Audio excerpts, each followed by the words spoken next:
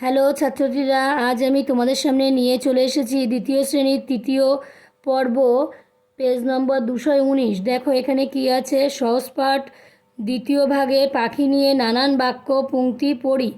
একে আছে, ফলসা বনে গাছে গাছে ফল ধরে মেঘ ঘনিয়ে আছে, ওইখানেতে ময়ূর এসে নাচ দেখিয়ে যাবে।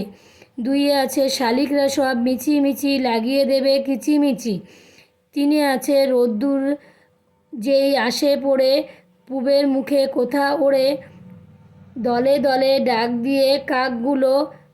তারপরে চারের দেখো, তিনটে শালিক ঝগড়া করে রান্নাঘরের চালে। তারপরে পাঁচের দাগে, যেতে যেতে নদীর তীরে ব্যঙ্গমার ব্যঙ্গমীরে পথ শুধিয়ে নিতেম আমি গাছের তলায় বসে।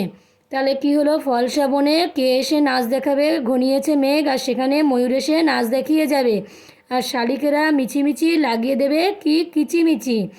তারপরে কি আছে, তিনটে শালিক ঝগড়া করে রান্নাঘরের চালে। তারপরে ব্যঙ্গমা ব্যঙ্গমীর কাছে সে যেতে যেতে পথ জেনে নেবে গাছের তলায় বসে। তাহলে এটি ভালো করে পড়বে। ভিডিওটি যদি ভালো লাগে অবশ্যই একটি সাবস্ক্রাইব ও লাইক করবে।